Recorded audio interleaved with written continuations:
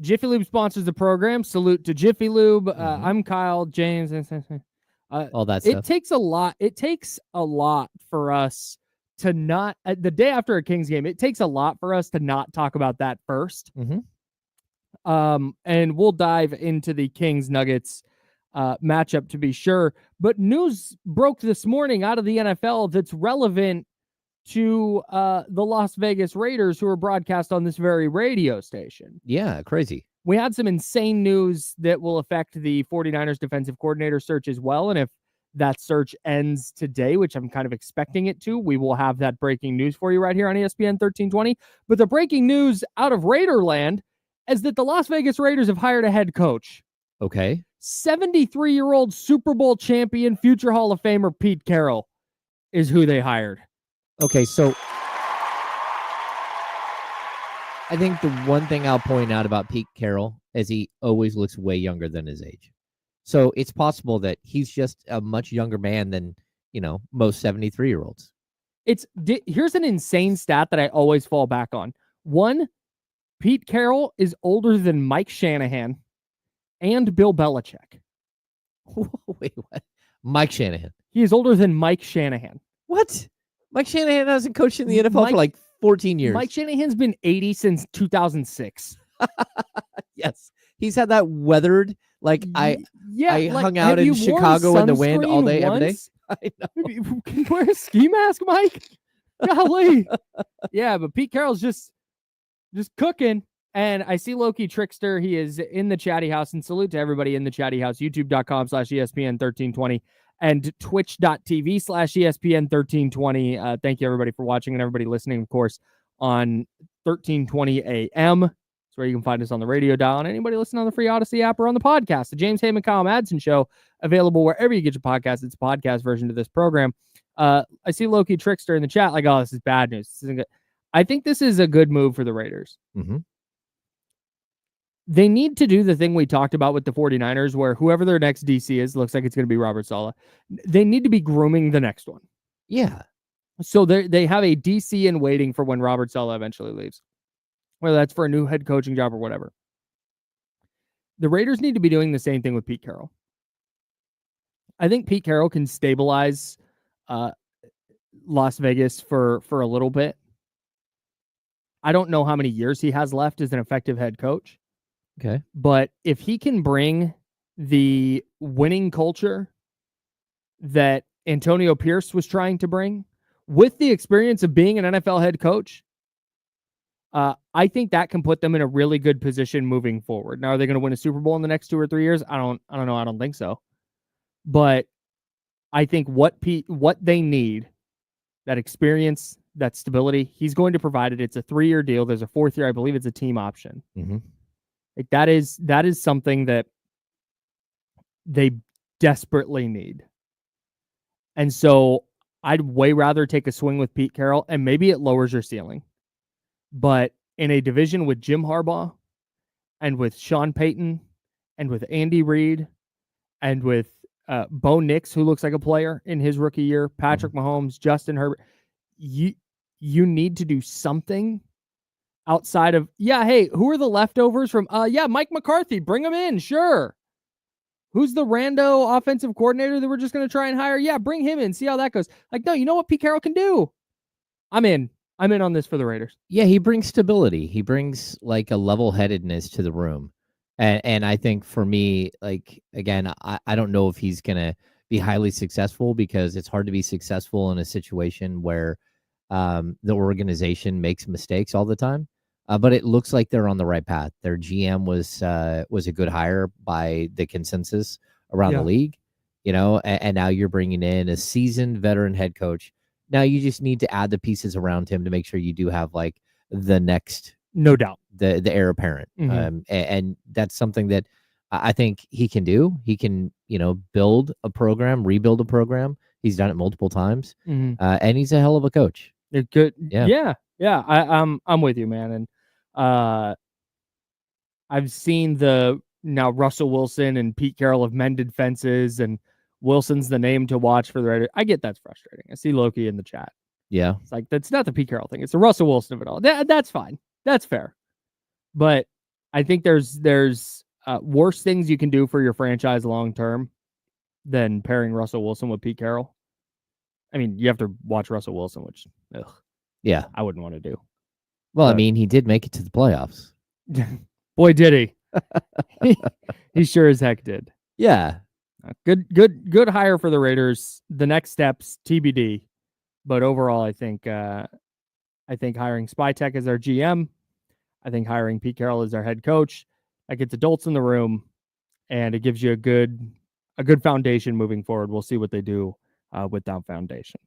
Shifting gears to the Kings, who fell to the Denver Nuggets last night, trailed by 25 points entering the fourth quarter, and only wound up losing by 9, 132-123, the final at Ball Arena. They got it all the way down to 5 points. Yes. I'm workshopping this take. Okay.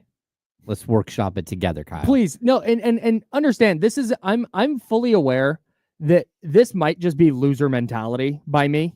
Okay. And I'm ready to be talked off this point. Okay. My gut reaction last night, when it got to 50 seconds left and it was the math just wasn't mathing for the Kings, and the comeback was going to fall short.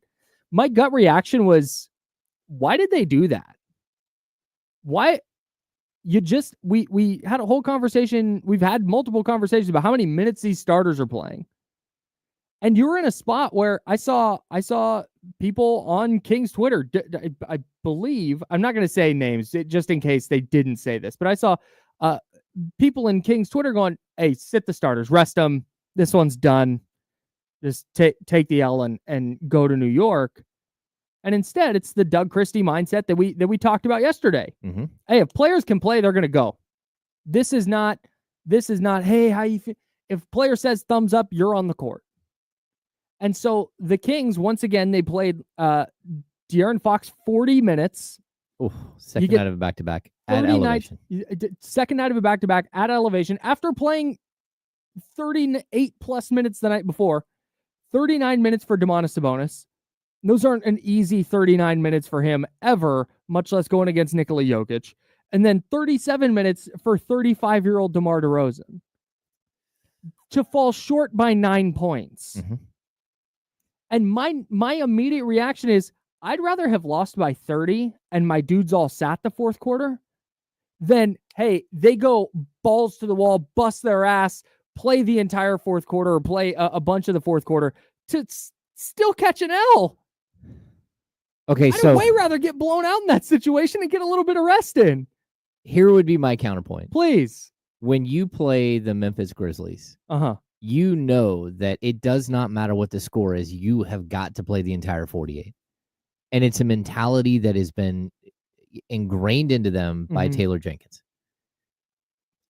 I want that mentality if I'm a coach. I want every single moment that you can be out there. If there is any chance at all to win a game, we're going to go for it. And I think Doug right now is trying to set a standard that says, look, I don't care that we're on the second night of the back-to-back. We're all tired. If you don't think that Doug Christie stayed up the whole night, like game planning for that next game, you're wrong.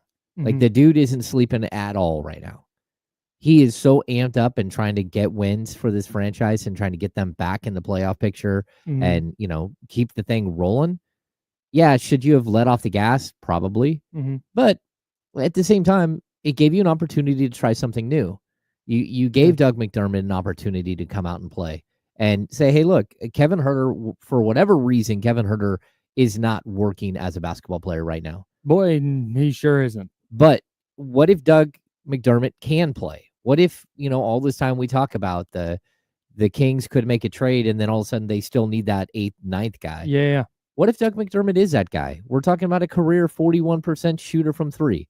Talking about a guy who can run around the perimeter for 12, 15 minutes a game and can hit shots. He was a plus 20 in 11 minutes. Yeah. I mean, he scored 15 points in 11 minutes. He had 5 threes. Like, I'm not saying that it's the solution, but here's what happened 2 years ago. Last year. The Kings are getting blown out by the Rockets. You put Keon Ellis on the court, and he played out of his mind. And Mike Brown said, okay, you went from a maybe to a yes. and then back to a maybe.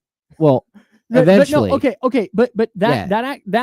that feeds my point. Last night was a great opportunity. Great. Doug McDermott got 11 fourth quarter minutes. Devin Carter only played 2.5 minutes. Why not give Devin Carter some burn? Why not give Mason Jones some burn? Yeah. Why not? If you're searching for, why not let Kevin Huerter play out the fourth quarter? Like, here you go, dude. See if he can knock down a couple of threes and figure it out. For me, there's more potential value in that than playing your starters 40 minutes to lose by a few less points. No, I get it. And I understand you're trying to establish a culture. We talk about it all the time. You can't just smoke games, especially when you started 13-19. You got to go try and get every win. But when you start looking at April, May, when you start June, Kyle. Over my skis. No, but when you start looking at getting into April and May, that's all great that you've run your dudes into the ground in pursuit of culture and winning and accountability. But great, now you're going into a 7-game series against a team that has taken the entire regular season to go, okay, we're going to rest guys here, we're going to rest guys there. And you've got a bunch of dudes who have played hundreds of more minutes than your opponent going into that game. And that puts the other fresher team at an advantage, and you've chased a loss in Denver. I get it. I mean, I just think that there's value to establishing a culture that we're going to play, and this is our brand of basketball, and we're going to keep going. Right. And like, look, Doug played in an era where, again, they played 4 games in 5 nights all the time. Right, and you're playing big minutes in all 4 of those games. Yeah, and he comes from an era where, little Latrell Sprewell averaged 42 minutes a game. Like, players play, and I think that's the mentality that a lot of former players have. And like, look, are you a ball player or are you not? Are you going to go out there and fight through the pain? Mm-hmm. Are you going to show me that it doesn't matter what the circumstances are? This is who we are, and this is a standard of play. And we're not going to have another game like the Bucks game where we let go of the rope, because we got another 5 games on this road trip, and it could, if you do it once, you could do it again in New York. You could do it again if Joel Embiid starts going crazy against Philly. You could do it again against Minnesota or Oklahoma City. Sure. I don't want a built-in excuse. You're going to play and you're going to finish the game. And sometimes I think that it's valuable. Now, I don't want to see it all season long. Right. You can't. I made the joke during the game, and I'm sure a lot of people did. I didn't see him. When the Kings went down 17, it was like, got them right where they want them. Yeah. You can't keep doing that. You can't keep going down 17, 18, 20 points and just going, okay, well, yeah, we'll just come back. Yeah. That's not. You can't keep doing it. But I do know, like, hey, they left Aaron in there to shoot, and he started hitting some shots late. He did. He hit a 3 late in the game. 1 for 8 in the fourth quarter. Oh, did he? Yeah. Oh, well, the one, was it a 3? It was. 1 for 6 from beyond the arc. Yeah. Well, hey, look, at a certain point, like, you gotta ask a guy to get through a slump, and sometimes that means go out there and play a little bit more. Go out there and play when it's not you and a coach and somebody passing you the ball. Yeah. And so, get right in the right way. So I don't know. You can't keep doing that every single time. Yeah. But I also know that, like, if the game is winnable at all and they're playing soft and letting you back in, which they did, you have to make a run at them. Mm-hmm. And it's okay if the run doesn't, eventually result in a W. Sure. It's the standard of play that Doug is trying to set. I will say there was some satisfaction in it for me. Oh. A, because it became a very interesting game to watch. But B, I follow some Broncos guys who are also Nuggets guys. And I understand the arrogance when you've been good for a few years, you've won a title, you have Nikola Jokic, who might be on his way to his 4th MVP or whatever. I understand it. But they were like, another 4th quarter off for Nikola Jokic. He made that 3-quarter court heave because he didn't want to play. And then he ends up having to not only play the 4th quarter, but play most of the 4th quarter. Jamal Murray played the entire 4th quarter. Like, they had to run their starters back on. I was like, yeah, that's good. I liked that. No, I like that too. I like that Doug's like, no. Yeah. Everyone's going to have to play tonight. And if we're going to lose a game because of a back-to-back and travel and everything else, Sure. we're going to make this team pay. And I don't know what Denver's schedule looks like if they have another game coming up, but maybe that's what he's trying to do. And then I'd also point out, this road trip is very interesting. It's spaced out really well outside of the first game. And so like the Kings they flew to New York, probably last night. And then once they got to New York, they're going to be in the same hotel for like 3 or 4 days. So it's a really good, like, kind of center yourself, get comfortable on the road. They're going to take a plane flight to Philly, which is got to be what, like an hour? Yeah, it's an hour. And actually, I was talking to Chris Biederman about this. It takes like 2 hours to get to the airport, and then the actual flight itself, I think it's 35 minutes. I don't even think it's an hour. But the train is only like an hour and a half, and that's what Biederman does.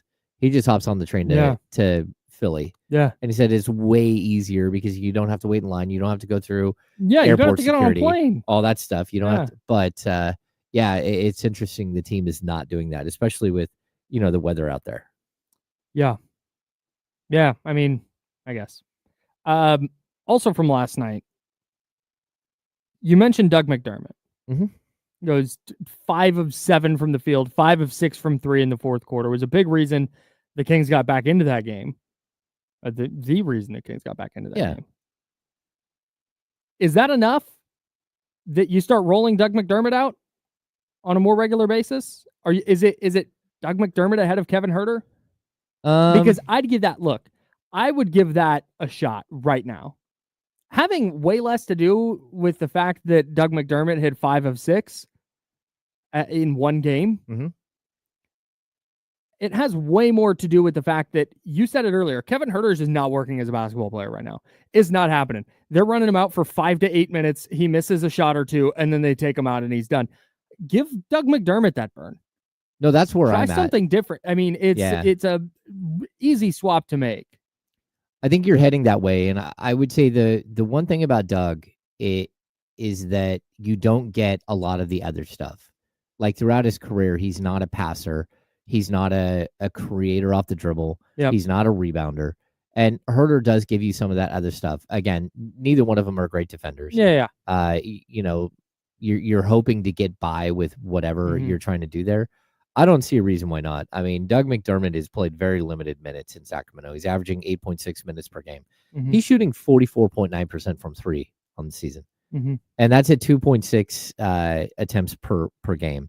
And I think you have to start preparing for life after Kevin Huerter, because I think we all understand that if the Kings are going to make a trade, and this realistically, it has nothing to do with Kevin Huerter as a player. You add in the element that Kevin Huerter's not having a good season and didn't have a great season last year, but just the salary that Kevin Huerter makes is the most easily attached salary that you have.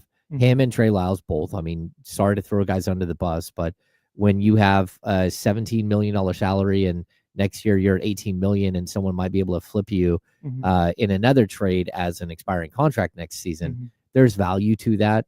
Sure. And there's value to Trey Lyles' 1 year, $8 million contract that ends at this summer.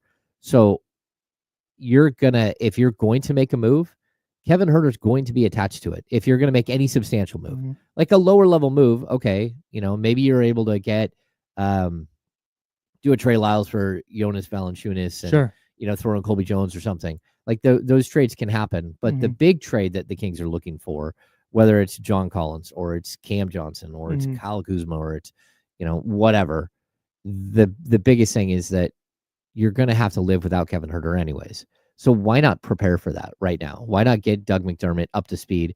Because to be honest, they're very similar as players. Well, and ideally, because I mean, you mentioned there's different things that Huerter does a little bit better than McDermott, but not well enough that it's like, oh, he's got to play over him. It just doesn't. Kevin Huerter's shot creation is not an aspect of the Kings offense like that. I don't. Well, not anymore. Not when you're shooting 29.9% from 3. So in an ideal world where the Kings are making these deals, Doug McDermott's like the 11th dude, and he's playing because somebody's in foul trouble, or I don't know. They're 1 of 15 from 3, and they want to try something different. Like he's a change up. He shouldn't be a regular part of the rotation. But with the way their roster is set now, you've got your starting five, you've got Keon, you have Trey Lyles, and then like you're looking for anything to spell somebody so not everybody's playing a bajillion minutes. No, I totally and I don't think agree. and I don't think it's as easy as, well, just give Keon those minutes, because now you're down to a 7-person rotation that's going to catch up with you. There need to be 10 minutes of some kind of value. And if Doug McDermott is going to knock down 40% of however many threes he gets up, whether it's 2, whether it's 6, whether it's 9, if you're more confident that he is going to put the ball in the basket than you are Kevin Huerter, then he needs to be playing whatever minutes Kevin Huerter was going to get. It's a no-brainer to me. And like I just said, ideally, you don't need to rely on Doug McDermott at all for any minutes, because your roster is deep enough that he's your 9th or 10th guy. But right now, it's not. Yeah. It's the reality of where the Kings are at. It's suboptimal, but you have to do something different than continue to roll number 9 out on the court. Yeah. And I think Doug McDermott gave you as good a reason as any to try him instead. No, I totally agree. And like, look, Doug McDermott throughout his career, I mean, there's a reason why he's called Dougie McBuckets. He literally is a bucket. He's a dude that can go out there and score at will at any time. And if you have the pieces around him to support that, then it works. And on a team that Doug Christie wants 43s a night, and you got guys who stop taking threes because they're not hitting them, and you got your best 3-point shooters average 2.4 and 2.8 per game. That's not good. You need somebody who is willing to come in and fire at any point. And that is exactly what Doug McDermott is. Yeah, and being able to like catch and shoot off a screen. Like that's not, Keon is for the most part, like a spot up 3-point shooter. He's not curling off a dribble handoff the way Doug McDermott did a couple of times last night. Yeah. Like it's a little bit different. No, totally. So I again, this isn't pounding the table for 20 Doug McDermott minutes. And it's not saying he's going to score 15 points every time he plays 10 minutes. Yeah. But it's really clear there's a little bit different dynamic for him right now than there is for Kevin Huerter. No, totally. And like, look, why not? At this point, that is the perfect question. Like, and you know, the reason why you keep playing it out in the fourth quarter against the Denver Nuggets is because why not just happened. That's what just happened. You just like, hey, we got to throw things at the wall. Hey, look, something just stuck. We threw something against the wall, and there it is. It's still on the wall. And so I'm like, okay, Doug McDermott, your turn. I want to see him a couple of games here. And every time you've turned to him, he's done really well. I was surprised when they guaranteed his contract for the rest of the year. But I do know he's a good dude. People like him. He's a very, very like behind the scenes, a very likable dude. He's chill and he hangs out with everybody. You know, he's a guy that has played with Domas in the past. Like him and Kevin Huerter instantly built a friendship. Like you're seeing it in the locker room. Knows exactly what his role is and how to fit in alongside guys like Sabonis and Fox and Monk and DeRozan. Well, that and Kyle, he doesn't care. You paid me to shoot. I'm here to shoot. Go ahead and pass me the ball. Pass it over here. I'm going to shoot. You're going to shoot it. There's no hesitation. There's no anything else. And he's shooting 44.9% from 3. Like, all right, I'm here for it. You need more 3-point shooting. You just stumbled upon it again. It was hiding on your bench. And zooming out again, if there's any other way we can highlight the Kings roster flaws, it's this exact conversation. Like, how do we get more Doug McDermott? I like Doug. Shouldn't be your 8th guy. That's all. I don't know, man. We talked about it yesterday. That was a probably going to be a loss for you in Denver. They came out flat. We were talking like mid first quarter. Like, this might get out of hand. This is not. They looked a little sluggish, but it was expected. They played about how you thought, and they battled back. You make it a 9-point loss instead. I'm not tripping. I feel the exact same way about that loss as I did about Milwaukee. Yep. Hey, I got to be honest. I at the last second, my son said, "Hey, we don't have enough drivers for soccer. I need you to drive." So I threw the laptop in the car. Two phones. Perfect. I was in 45-degree weather, sitting on a cold bench, with a parka on, frozen hands, typing on a keyboard, watching the game on a phone. And I thought, you know what, this is going to be horrible. And then next thing you know, it's like, okay, I can sit here. Yeah, salute and for making it interesting. Yeah, they made it interesting. They made it worthwhile to actually sit there and live tweet and write 6 quick thoughts and everything else. I will say, subscribe to the King's Beat, thekingsbeat.com today, for more from James on that. My big takeaway, my overarching takeaway, Nikola Jokic can hoop. Oh man, so in case anyone didn't know. You heard it here first. Nikola Jokic, quite a player. He's so incredibly talented. I don't know how it works. It doesn't make any sense. It does not. You're watching it. It does not make any sense. And then he just happens. It's completely. Domantas Sabonis had 23 points, 19 rebounds, and 8 assists last night. He had a monster game by every NBA standard. And Nikola Jokic put up 35, 22, and 17 on 19 shots. And the 3/4 court thing he did, just get out of here, dude. Just one, like he's a water polo player. Just turns fires like it's what is happening? Like, what do you do? And honestly, I know what I was saying earlier. It would have been better to just kind of, fold up shop, put your bench guys in, let them get 12 minutes of burn, let your starters rest. The fact that the Kings had anything left after Jokic hit that shot is honestly like, what's the impressive? Very impressive. Because if that had been me, I'd have been like, well, we're done for tonight. Yep. What is that? And I think the Nuggets probably thought the Kings would be done too. Alas, Doug McDermott dragged them back into the game and made it close. I love it. De'Aaron Fox had an 85 offensive rating last night. Oof. Do you know what Kevin Huerter's offensive rating was last night? No. 0. Oh no. Do you know how hard it is to have a 0? That means the Kings, per 100 possessions that Kevin Huerter was on the court in his last night, 6 minutes, would have scored 0 points. They scored 0 points in the 6 minutes he was on the court. That is incredible. Do you know what his defensive rating was? I'm gonna guess 145. 128. Oh. Kevin Huerter ran a negative 128 last night. That's just not nice. Now we're just picking on Kevin Huerter. That's not me. I'm reading box scores. You're reading box scores. All right. That's James. I'm Kyle. We're the Insiders. Jiffy Lube sponsors the show. We'll have more Kings Nuggets coming up, plus some insanity in the NFL coaching carousel that is expected to end up helping the 49ers. We'll tell you what it is next on ESPN 1320 at Sacramento Sports Center. Figures don't lie, liars figure. Figures don't lie, liars figure. It's an old saying. Realize, you know. Yeah, which is why your figures with Kevin Huerter, they're not lying.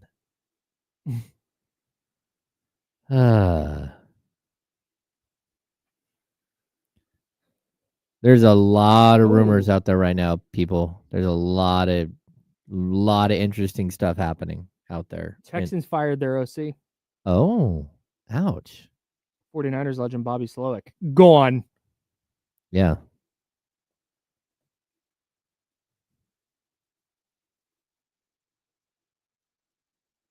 Yeah, I think we're in for a wild couple of days, people.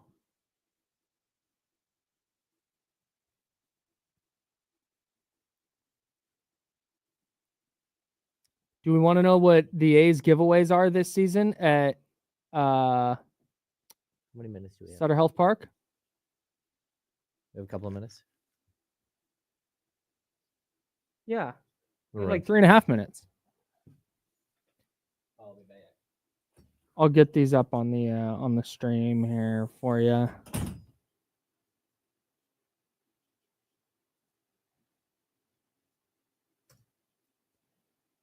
Guys, I was thinking about using my attachment to James to become a fake Kings insider. Like, I'm just going to start reporting random things, and people will see, like, oh, he works with James. He must be in the know. I think I'm going to start doing that, just as a bit for myself. I'm kidding. I won't do that. All right. Let's see if I can get this. That looks terrible. We're not doing that. A's promotional schedule here. Trucker hat and Ricky Henderson rally towel. That's at the home opener on Monday, March 31st. Oh my God, that is coming up. A magnet schedule on April 1st. I think the magnet schedule is the worst giveaway a team can do.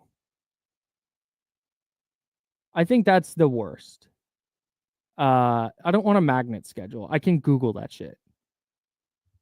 Got a Ricky Henderson t-shirt. Okay, shout out. That's good. That's April 2nd, also against the Cubs. Oh, a basketball jersey on April 26th. You bet your ass I'm getting an A's basketball jersey. A straw hat. Okay. A cooler bag. Everybody could always use a cooler bag. Brent Rooker bobblehead. A Mason Miller bobblehead. Lawrence Butler bobblehead. The Lawrence Butler bobblehead is fire. A backpack. Just says for Tuesday, August 26th, it just says hat. Okay. Throwback t-shirt, crew neck sweatshirt. Okay, they must be making those adjustable for things in season. Like if Lawrence Butler's in the MVP conversation, it can be a Lawrence Butler MVP t-shirt or something. Are you going to all? I imagine you'd be in the building for all 3 Cubs games, Manny.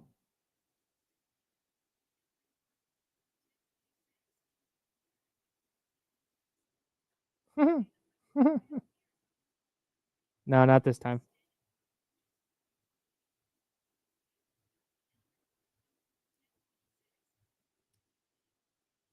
Yeah, kind of the fact that Sabonis is able to is figuring out how to be productive in this offense is a testament to how good and smart he is as a player. Yeah, but then I have to go to my fridge. What's a magnet schedule doing for me right now? Not a lot.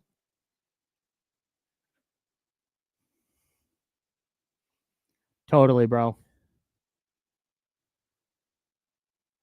Yeah, if you want to feel even better about the Kings, the Warriors smoked the Bulls last night.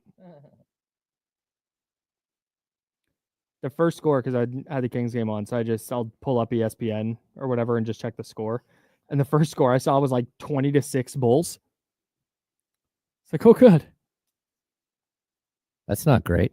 No, the Warriors got 35, 45, 65, 76, 83 bench points last night. 19, 16, 10, 11, and 20. Wait, who had 83? The Warriors. Wow. Had 83 bench points. That group of schmucks that played at Golden One Center. Buddy Hield, a big 3 last night. Oh, Domas is no longer leading the NBA in 3-point percentage. Well, that breaking news? Not actually breaking news. Sorry, I know this is a time of year we can't joke about breaking news. That's true. What did you say? Nikola Jokic surpassed Domantas Sabonis in 3-point percentage last night. So I meant to look this up last night because Domas, with a very rare stinker from 3. What do you go, 2 for 6? 1 for 4, I think. Oh, 1 for 4. Yeah, I think so. So he dropped to 475. Let me see. Yeah, one for 4 last night for Domas, while Jokic went 2 for 3. And the sample size is big enough to be notable, but small enough that a 1 for 4 and a 2 for 3 from each of them can flip those. Yeah. What a battle. Oh, is there someone else who snuck up? Yeah, hang on. Now, back to the Insiders with James Ham and Kyle Madsen, brought to you by Jiffy Lube on ESPN 1320. I'm a goddamn radio professional. What happened? You said somebody else snuck in? I think somebody else passed him. What? Hang on. Seasons per game. Now we're all like, all right. Oh, Luke Kennard. Oh, he is. He and Jokic are tied. The Kennard dog at 47 point. This is so funny. So Luke Kennard is shooting 47.9% from 3 on 4.6 attempts per game. Mm-hmm. Jokic is shooting 47.9 from 3 on 4.3 attempts per game. Luke Kennard is averaging 9.5 points per game. Nikola Jokic is averaging 30.2. Oh, man. He can do a few other things besides score. Yeah. Yeah, man. He just The Jokic thing is crazy. Like everything that he does, you're just like the teardrops over the top. It's the same thing. I know we kind of had a similar conversation to this the other day, but and I've got Nikola Jokic nicknames for you here. Oh no. Yeah. But you know how sometimes Patrick Mahomes will, and there are several athletes that do this. I'm just picking Patrick Mahomes because it's relevant. The Chiefs and Bills play this weekend in the AFC title game. He'll do things that look as though he's playing the game at like half speed. Mm-hmm. Like everybody else is moving at 50% speed, which gives him the time to stop and adjust his body and throw a left-handed cross-field pass to a wide-open player. And you're like, how did you even see that? Yeah. Forget the physical talent to be able to do it. How did you see that? Or running one way and throwing it underhand spiral. Right. 15 yards the other way to a wide open, like. Right. Forget, like I said, toss the physical talent out the window. Mm-hmm. How do you see, and then execute it in motion? Like that is, it looks like a dad playing football with his kids.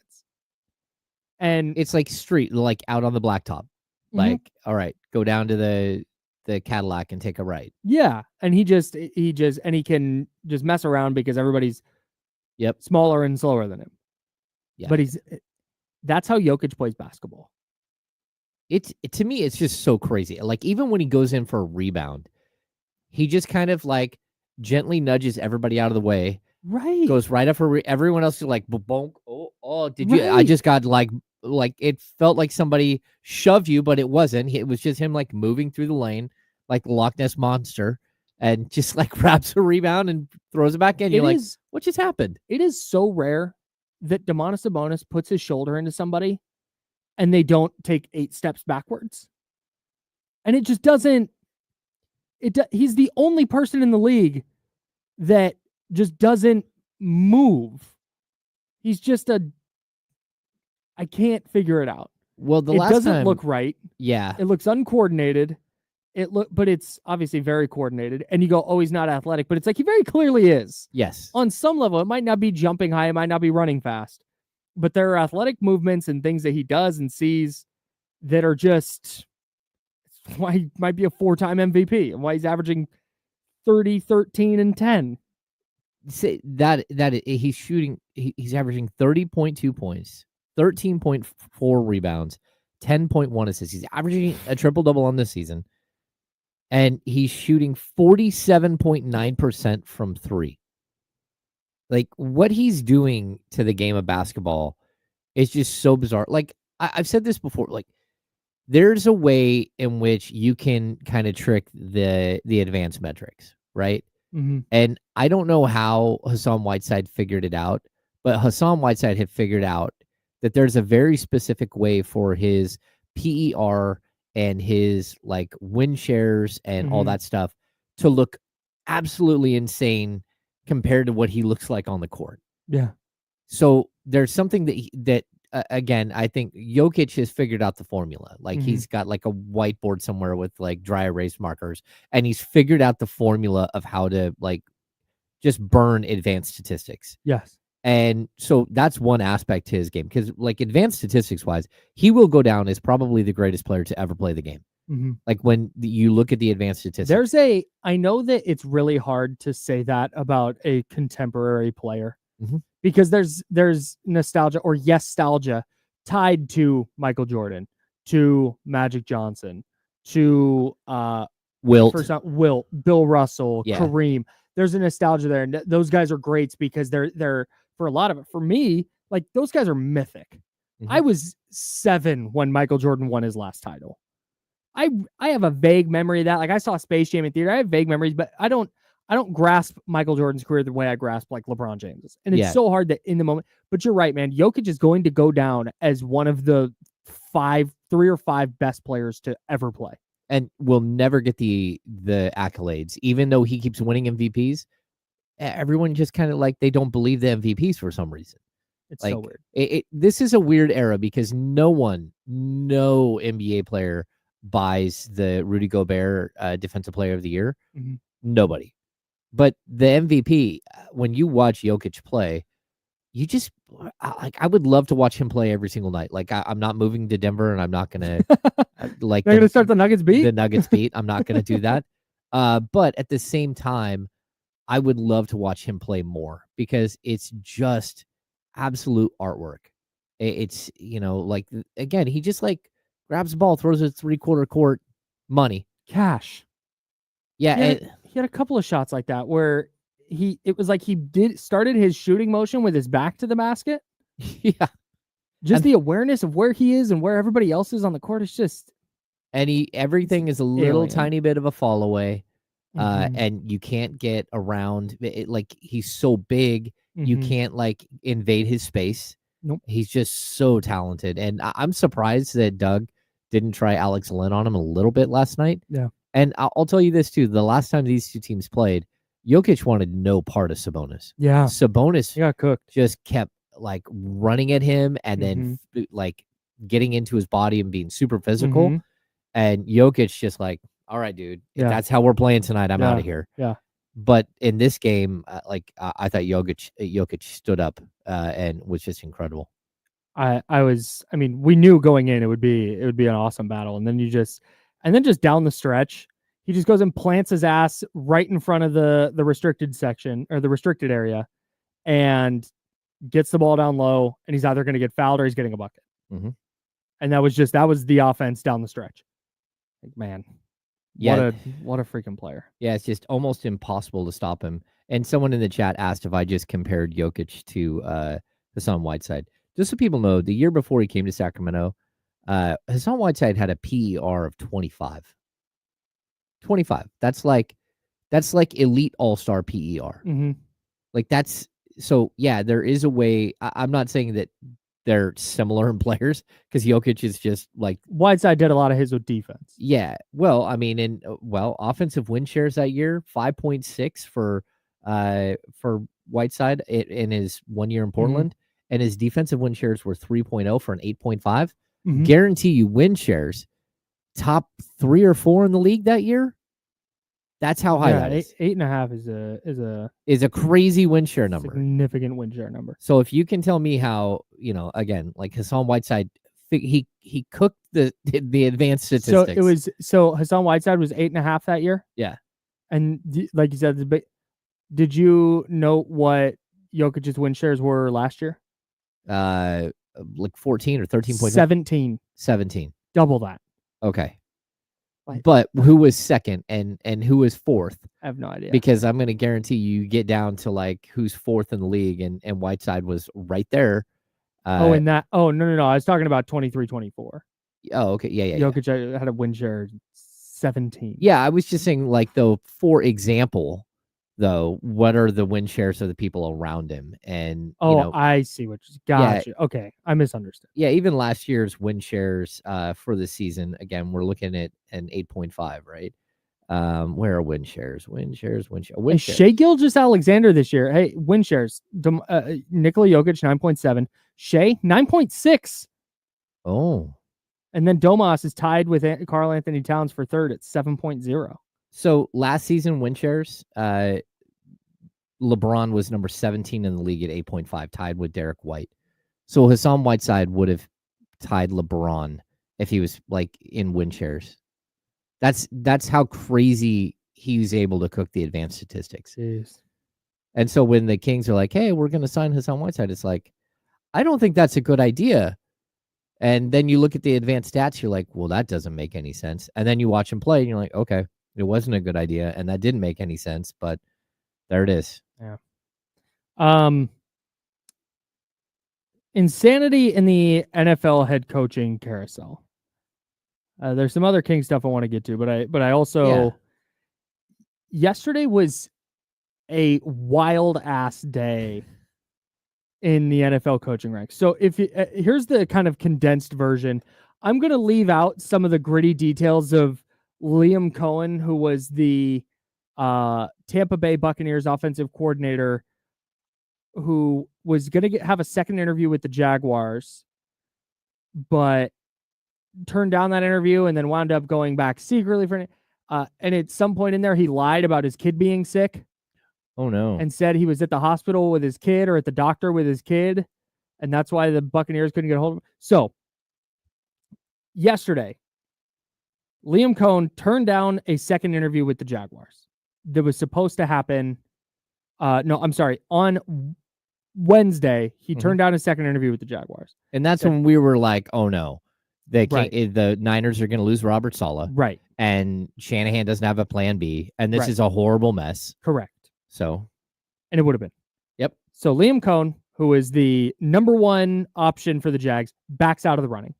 Says, I'm going back to Tampa Bay on the highest contract ever signed for an offensive coordinator. Yesterday morning, it breaks that, wait, it's not just Robert Saleh and Patrick Graham, the Raiders defensive coordinator, who are going to have second interviews. The Jags are waiting on the playoffs to shake out because they want to interview some of the coaches on the staffs that are still currently playing. Okay. So I'm going, man, this Niners DC thing is going to take like into mid-February. Like, oh my God, everybody buckle up. Yesterday afternoon, we find out that Liam Cohn, Thursday, Trent Baalke gets fired. Yep. The general manager. That was Wednesday. Thursday, we find out. Sorry, my days are all messed up. Wednesday, Trent Baalke gets fired, the general manager that Liam Cohn didn't want to work with. Mm-hmm. Yesterday, we find out that Liam Cohn actually is having a second interview with the Jaguars, but it happened in secret because his record-setting offensive coordinator deal with Tampa Bay was contingent upon him not getting a second interview with the Jags. Oh. So he met with them in secret, and when they were trying to get a hold of him to be like, hey, we got this contract, can you come sign it? He's like, I'm at the doctor with my kid who's sick. I can't come in. When actually he was meeting with the Jaguars about becoming their new head coach. And meanwhile, Robert Saleh is supposed to fly to Jacksonville. Correct. For his second interview. Right. Catches wind of this. Yes. I said, I ain't going. Here's the other deal that Albert Breer pointed out today on Sports Illustrated. While all of this is going on with Liam Cohn meeting with Jags ownership and trying to hammer out this deal, this secret deal to make him their next head coach, the Jags still had Raiders defensive coordinator Patrick Graham fly out for his second interview, interviewed him to be their head coach so they could satisfy the Rooney Rule, and still made him fly to Jacksonville and still interviewed him, even though they were working out a head coaching deal with Liam Cohn while he was doing his interview. Oh, that's complicated. That's not a good look. It's horrible. Yeah, that's not. So you do know that something similar to this happened with Sacramento Kings, right? I don't. Real quick, Go ahead. I want to get to when it happened to the Kings. So Cohen yesterday afternoon, all that breaks. Last night, it comes down from multiple people. I think Jeff Howe from The Athletic was the first person that I saw reported that Liam Cohn had informed the Tampa Bay Buccaneers that he was leaving and informed the Jags that he was taking their head coaching job. This opens the door to a report from Matt Mayoko, who said if Robert Saleh doesn't get a head coaching job, he's told the 49ers he's going to be their defensive coordinator. He won't go anywhere else. If he's not a head coach, he's the Niners DC. The Jags appeared to be the only job that he was really in the running for. Mm-hmm. Ergo, it looks like Robert Saleh is going to be the 49ers defensive coordinator.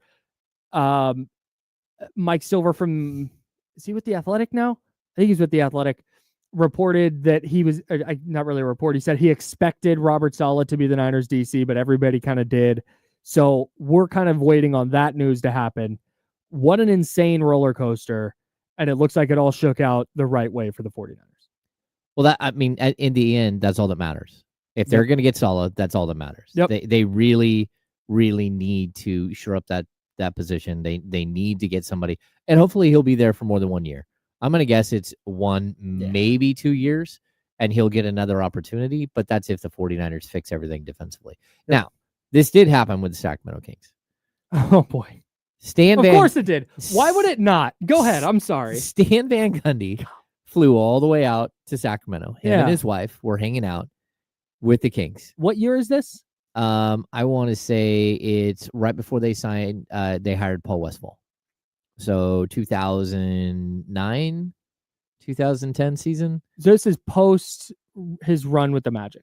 Yes. Oh, no, it's not, because that's what happens. So, spoiler alert, everybody. Stan Van Gundy comes to Sacramento, and he's working out a contract with the Kings. He's going to become the head coach of the Kings. Him and his wife say, hey, is it okay if we go, before we finalize things, can we go sit down? We're going to go have lunch and just talk things over, make sure Sacramento is like where we want to be and everything else. And they say, okay, no problem. Him and his wife leave. They end up going to Kinko's in downtown Sacramento, where the Orlando Magic send him a contract. He signs the contract, has it scanned and sent back to the Orlando Magic while he's at Kinko's in Sacramento at dinner, having a lunch with his wife, trying to make a final decision, and left the Kings at the altar. I've actually been in a scrum where we've asked him about this, and he will tell you to this day, worst, most embarrassing move of his career, that it was unprofessional, and he apologized profusely, and it should not have gone down that way. But in the moment, it was like, okay, I need to get this deal done. Yeah. And he goes to the Orlando Magic and got paid, and the Kings were fully left at the altar. Oh my God. So it did happen. These things happen, but there's just, and this has been the big debate in NFL circles, is like, who's in the wrong here?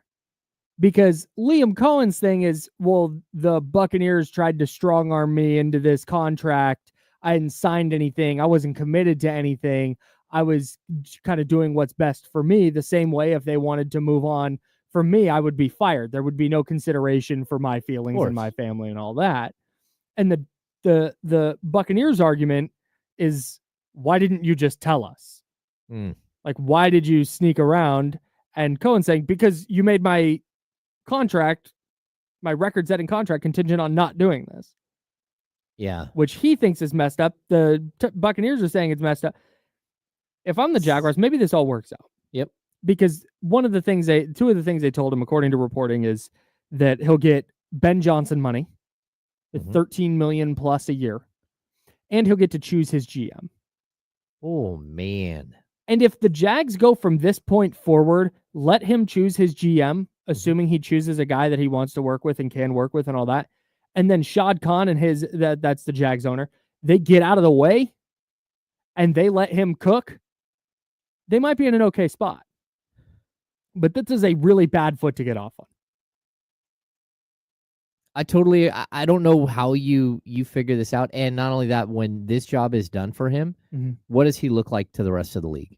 And that's a big deal. You don't want to be that guy, especially for a young guy. At least Stan Van Gundy was established as an NBA head coach when this happened in Sacramento. It still was a bad look, but the fact that he's an established coach and was gonna, he'll coach if he wanted to get back in the game, he'd find a job, no problem. Sure. So, but for a young guy, for his offensive coordinator, I know it's about like the right fit and all that stuff, but you have to be super cautious with what you look like on the outside. Yeah. Oh, for sure. Yeah, because if this does not go well in Jacksonville, and I don't think any of us think that it's guaranteed to go well, it could, really, really come back to bite him in 2 years when he's back on the market and looking for another job. Yeah. Yeah. Look at the worm turned on Josh McDaniels. Josh McDaniels. That's right. When he took the Colts job and then went, hey, never mind. Yeah. Like, they were ready to hire him. They were ready to have a press conference, all that. And then he went, nah, never mind. I'm going to go back to the Patriots. And then everybody kind of looked at him a little different. And then he went and didn't have any success with the Raiders, and now will never be a head coach again. But that stuff matters, man. Now he's back with the Patriots. I see G Money 01 in the chatty house saying it's called negotiation. That's what the contingency was with the Bucs. It's like, that's not a negotiation. That's what the kids on the street are calling it. That's not negotiating, saying, hey, take this deal, but you can't do X, Y, and Z. That's telling somebody something. Yeah. I agree.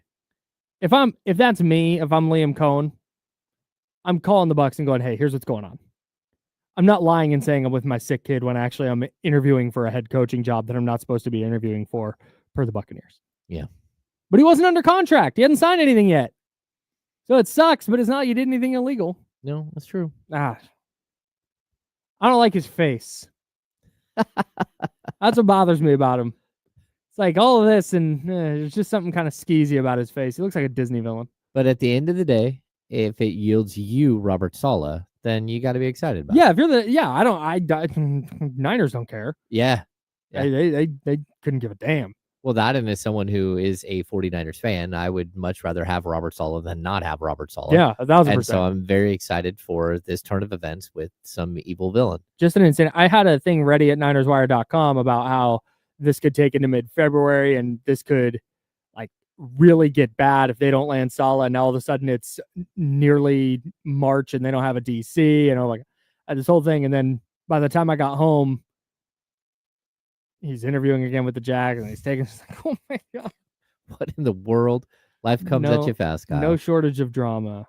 I feel like every league now. The drama and the intrigue is in the offseason and is in the off-court stuff. How many pieces per year do you write that never ever get published? Not that many. No, probably 15. 15 total ever, or 15 a year? Not 15. Yeah, no, not 15 a year. That's too many. Probably 10. Yeah, 10. It depends. If they were looking for a head coach, or I'll have before the draft, I'll have probably 8 or 10 things written about different prospects that they could draft. Just getting ready. But it's not typical that something like that happens. Okay. I have the Saleh hire draft is in my drafts right now. I expect that to get published. Totally. But yeah, I know my bosses bosses made me pre-write Luke Walton getting fired, and it sat there for 6 months, and then finally it was like, hey, I think I gotta clean that thing up real quick and change some dates. Right. Yeah, change some dates, change some numbers. That was the when I pre-wrote. No, I'll tell you, I'll finish the story in a second. The Nick Bosa contract. That was another one that I had pre-written that had to get dramatically changed with dates and like, hey, they've got it done finally, and like had to go in during training camp, but like it took X amount of time. And then the entire tenor of the story changed. Like Nick Bosa's finally here. They have a game next week. What a mess. Yeah.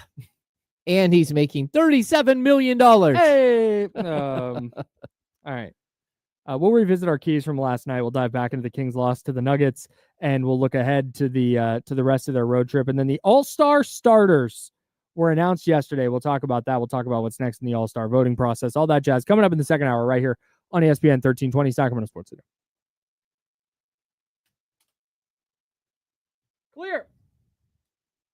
Clear.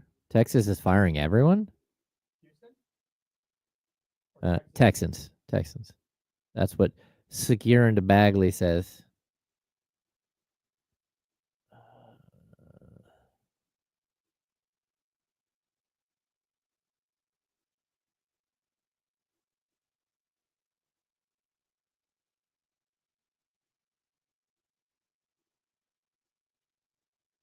Hey, did I have... Oh, I finished my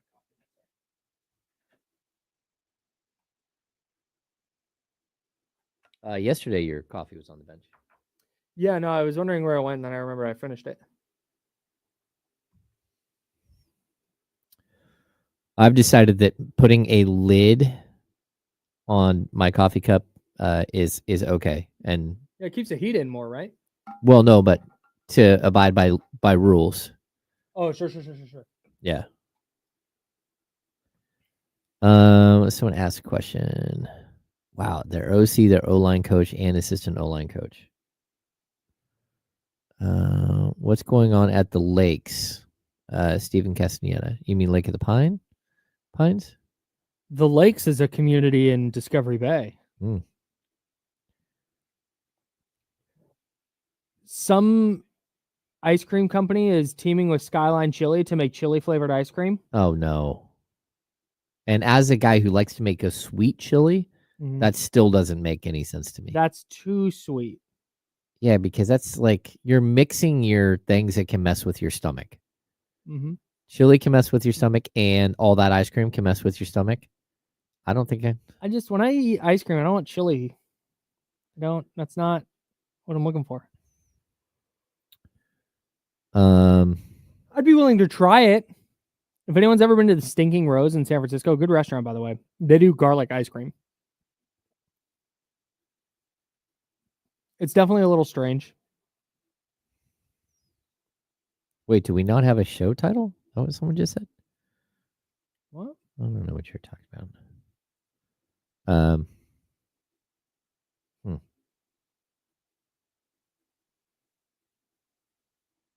Oh yeah, it sure is.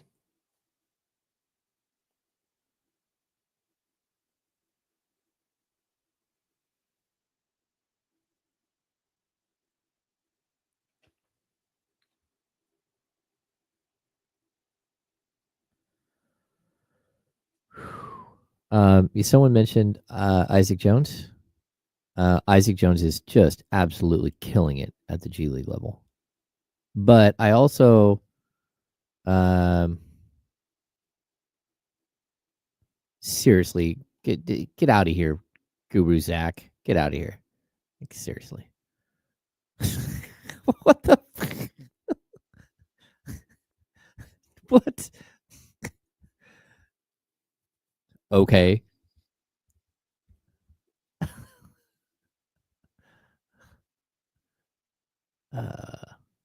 Oh yeah. I was talking to Mason Jones. He said the G League for big men, there's no big men to play against. So like big men tear up the G League. So he's like it not to I take said that. well I said that on this show. Mason actually said it too in the locker room. He's like you go down there and he's like all the talented big guys are in the NBA. Either you're a tall person who's in the NBA or you're a tall person who doesn't play basketball. Kevin Knox is averaging like 29 points a night in the G League right now. Yeah. Tells you where. Well, Isaac is at, I think, 36 a game over his last 5. That's what someone put in the chat, but it was something. He had a 42, a 35, a 31. I don't know if it's quite that high, but yeah, he's been really, really good.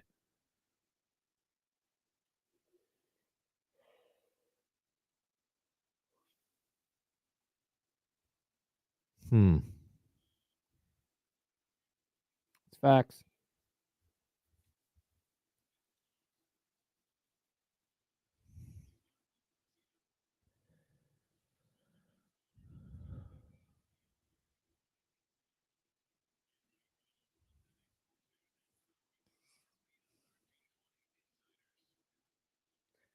Hour number 2. That's James Ham. I'm Kyle Madsen.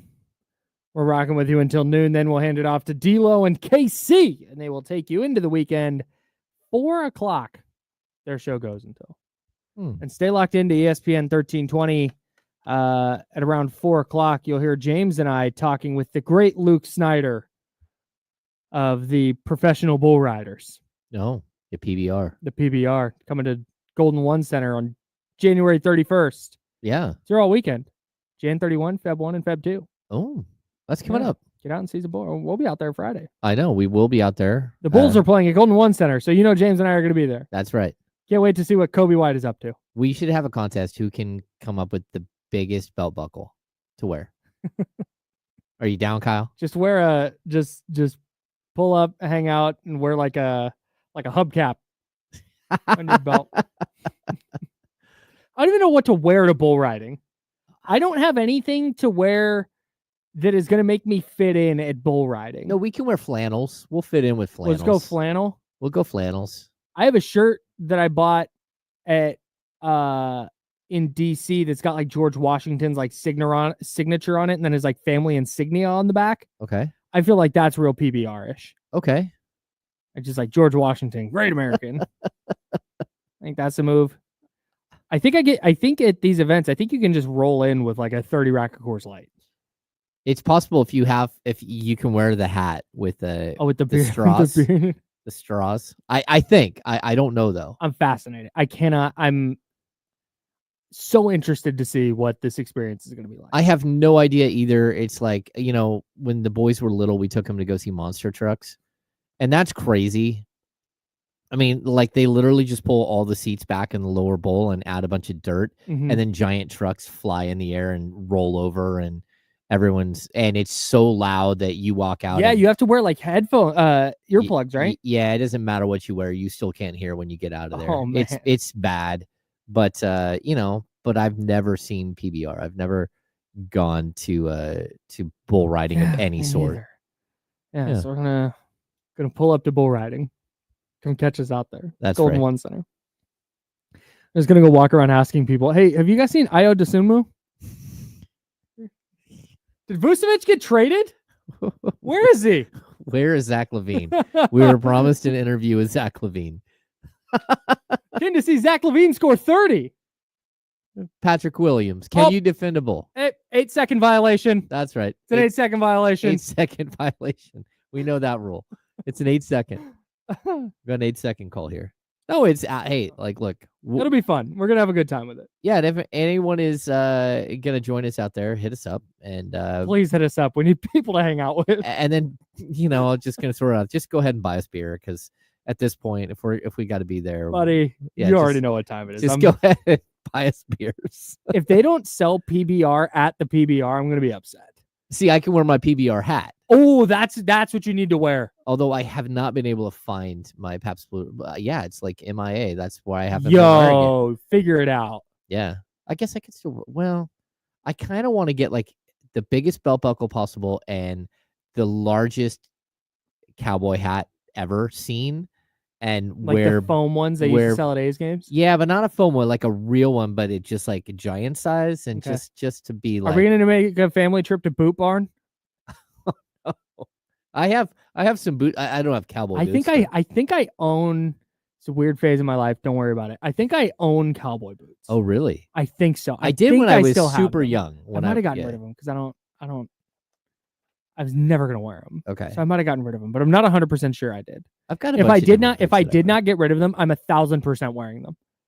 I don't even own jeans. I need to buy jeans. I just recently got rid of all my jeans. Oh wow. Yeah, I'm all joggers all the time. You're gene free. Yeah. It's a gene free community. Yeah. I will definitely. I have jeans I can wear.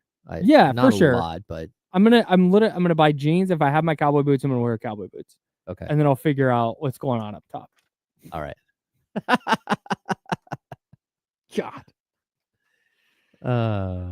Yosemite Sam, if you've seen him, that's what I'm going to look like at PBR. NBA All-Star starters were announced yesterday. In the West, Shai Gilgeous-Alexander, Steph Curry, Kevin Durant, LeBron James, Nikola Jokic. No major surprises there. In the East, it's Jalen Brunson, Donovan Mitchell, Jason Tatum, Karl Anthony Towns, and Giannis Antetokounmpo. Those are just the starters, quote unquote. Reserves will be announced on Thursday. Those are all selected by the coaches. Mm-hmm. So we'll find out about Domantas Sabonis and De'Aaron Fox next Thursday. And again, the whole starters thing doesn't necessarily mean anything anymore with how they're going to split the teams up.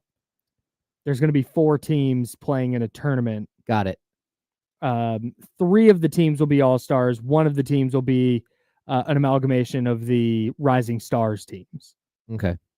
Yeah, we'll find out next Thursday about Domantas Sabonis and De'Aaron Fox and whether they were named to the Western Conference All-Star teams. Any thoughts on the 10 starters? I think definitely with the West, I think the Kings might have got a little bit of help here because you got 3 legacy starters. Yep. Right. And that's big because they're not going to get coaching nods. Right. Right. Yep. And then the other 2 players are first and second in MVP balloting, and they're surefire. Yep. I think the one good thing here is that Luka Doncic is not on this list. Mm-hmm. And I don't think Luka will be an all-star this season because he's only played 22 games. Yeah. So that's a good thing for the Kings. And you don't want to get into an all-star game because other players aren't playing. But at the same time, this is a weird popularity contest.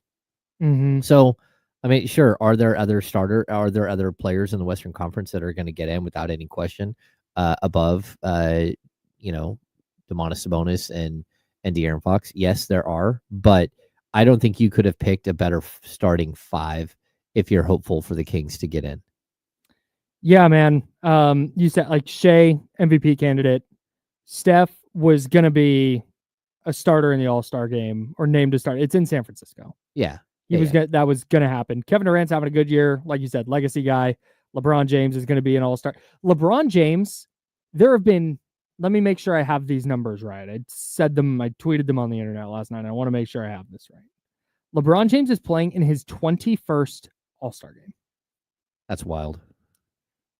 LeBron James has been an all-star in more seasons than all but 5 of the 4,981 NBA players ever have played. Wow. So he's been an all-star 21 times. There have been 5 players, not including LeBron, who have played 21 or more seasons. Okay. Boy, that would be a fun game. Can we come up with all? I can't because I looked it up last night. Okay. Actually, So Vince. Yep, Vince played 22. I want to say Robert Parrish. That's one. Oh man. Hang on, let me get the article up that I looked at last night. Dirk didn't make it to 20, did he? You said 20. I believe Dirk did. Okay, so there's 3. Oh man. So you have Vince Carter. Yep. LeBron James. Yep. You have Dirk, and you have Robert Parrish. Okay. That's 4, and there are 2 more. 2 more. Oh boy. Yeah, I don't think I should. Oh, did Duncan play 20? Duncan did not. Okay. Well, no, this is 21. 21. Okay. 20 was Kareem, Kobe, Jamal Crawford, and Udonis Haslem. Okay. Well, I'm not gonna get the final 2. Kevin Garnett. Oh. And Kevin Willis. Kevin Willis played that many games. Yeah. That dude had some pointy elbows. 1,400 games for the 7-footer from Michigan State. I forgot that Kevin Willis just kept playing. He was a beast, plugging away. Beast in Atlanta. Absolutely spectacular. Yeah. Yeah. So I mean, I'm hopeful when you go and look at the guards in the West. It's not. I mean, it's possible. Yeah. Yeah, like Fred VanVleet's probably not getting in. No. Jalen Green might. No. You don't think so? No. The Rockets gonna have any? The Rockets have to have one. If they do, it'll be Şengün, but I don't know if they're going to get despite their record, I don't think anyone is all-star ready. Anybody is worthy of being placed above some of the other players. So, yeah, in the Western Conference, Devin Booker. Yeah. Anthony Edwards is getting in. Anthony Edwards is going to get in without any question. Yep. Devin Booker is 10th in scoring. I'm going to guess that he's got a shot, but look at how low they are in the standings, and Kevin Durant's already there. You got Anthony Davis, who's going to, be definitely a candidate. You got Victor Wembanyama, who will be in. But Fox is, he's 12th in the league in scoring now. He's dropped over the last 5 games, but he's still really high in as far as like Western Conference scores. Like only Booker and Edwards and Durant and Jokic and Shea are above him. Yeah, I'm interested. Well, the other one is, does Jalen Williams from the Thunder make it? And if so, is he a front court or back court guy? Oh, that's a good question. That I genuinely have no idea. Has he been? I mean, I know he's good, but has he been good enough that you're going to put him in all-star category yet? That I don't know, because I would love to know what coaches look at when they pick these things. Yeah, because I mean he's averaging 21, 5, and almost 6. And it might not even be coaches, because didn't we learn last year that a bunch of the coaches just hand it to some like locker room attendant and say, "Hey, fill this out"? Yeah, but I think with like I watched, like the players still vote too. Like no, not for reserves. Oh no, that's true. The player vote goes into the starters. Yeah. I don't think that's a good question. So it is just random, and who makes the decision? Coaches. All coaches? I believe so. Okay, so it's a combined. It's not. Oh, okay, because I know the coach who is coaching the game, which is Mark Dagnall. If there's an injury replacement, I believe it's either him or Adam Silver that makes the call. I think he does. Yeah. I think the head coach does. So I think all the coaches vote on all-star reserves. Yeah. I think it's really interesting. Like this is a pretty wide open field this year, and I'm not sure if does Memphis have an all-star? No, I don't think so. Yeah, how many games has Ja played? Not enough. No, Ja is okay, so Jaren Jackson could make it. Yeah. Ja Morant's played 26 games. Yeah, that's Oh, And I don't it's know what the tough. cutoff is. Are coaches going to look at what, or coaches or whoever's voting going to look at what the Kings have done lately and go, okay, well, they need one. And do they look and go, Sabonis averaging damn near a triple-double. He's leading the league in rebounding. He's shooting this percentage from three. Okay, he's in. Or do they go, well, De'Aaron Fox is top 10 in scoring, so here. Yeah, it's tough to see them I have getting no, both. yeah, right. Maybe. I don't know. Maybe.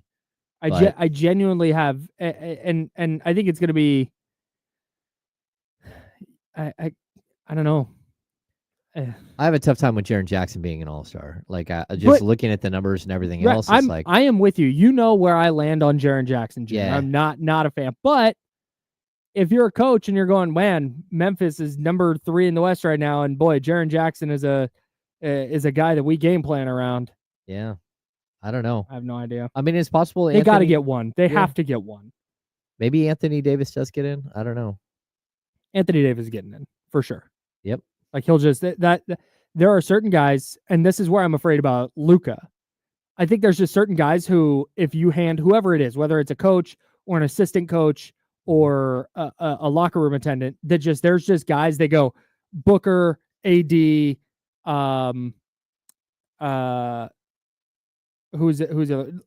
Luka, like those guys are just stamped, just writing them down. I guess. I don't know. The Kings got to get one this year. Yeah, I would hope they would. I think that there's a good chance that they will get one. I don't think they'll get two. Especially because it's right down the road, man. Yeah. That would be fun. Be fun to go and check it out. Hopefully we get to go. I've never experienced an All-Star weekend before. Oh, yeah? Yeah. I've done it twice. Okay. It's a lot. Like the whole... I went New Orleans one year, and I went to New York City one year. New York City year, it was... That's cool. At one point it hit, well, exactly. It was -19 at one point. Oh, it was like literally cold. You couldn't walk from like one city block without having to duck in somewhere because I was like getting frostbite in my ears and my face. Yeah, -19 is not where red. People are supposed to exist. Oh, it was horrible. Not good at all. But New Orleans is always fun. Did you hear, speaking of all-stars, Giannis Antetokounmpo starting in the for the East? Like I said, I'm interested to know what being tagged a starter means in this new format. If it means you automatically start for your team, or all the starters on one team, I have no idea. I don't know what the plan is. But did you see what Giannis said about the Bucks travel schedule? So because of snow in parts of the country that don't typically get snow, yes, the Bucks had a messed up day of travel yesterday. They went from standby. Let me get their schedule here. They went from did they go? Where did they? They got stuck in New Orleans. Milwaukee did.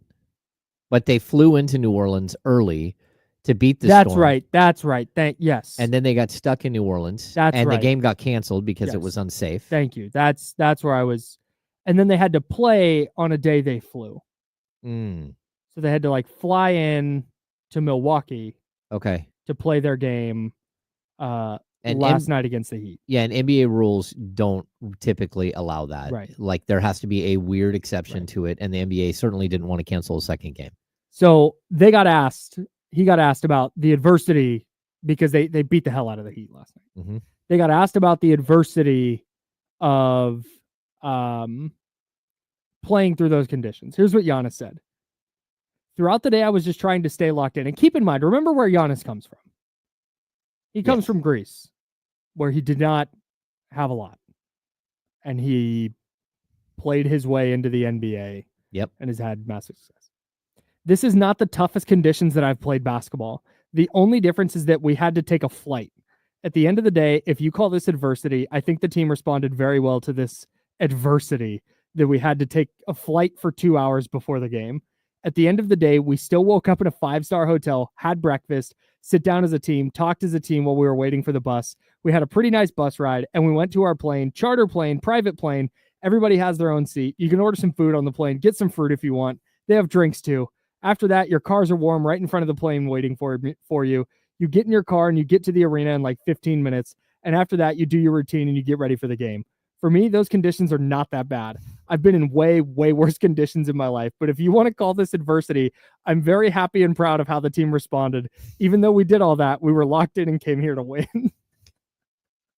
That's spectacular. That's a great answer. Yeah. Because, and I get like, he's 1,000% right. In the scope of the world, NBA players, regardless of the travel schedule, do not face adversity that lands on the scale of adversity that people face everywhere, every day. No, but I would tell you, because I've covered the league for a long time, that there are so many players that had nothing growing up. Right. And where they are now, and the way that like some of them get abused because they don't know what money is. Like I've said this a million, like anyone can walk into a jewelry store with a bunch of money in their pocket and buy some diamond earrings, right? But a lot of these guys, they don't know what a credit card is. Their parents never had a credit card. They don't know how to pay a bill.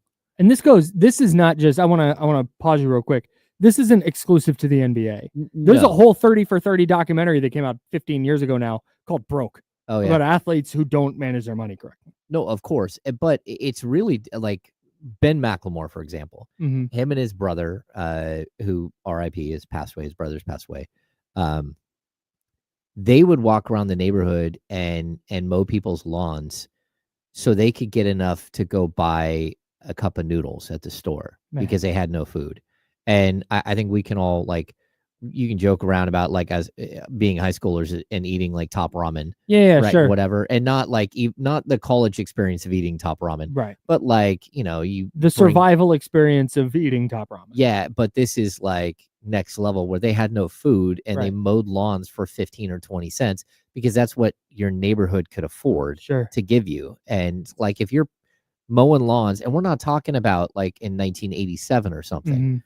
I mean, Ben McLemore is still only like 30 years old or 31 years. Yeah. I'm talking like 15 years ago, 20 years ago. And this kid is like, him and his brother would go and just trying to survive, you know, and a lot of kids come from that and into the league and then have no idea, how to say no or how to like avoid getting caught in traps with all this stuff. And it's crazy to watch. Yeah. It's crazy to watch.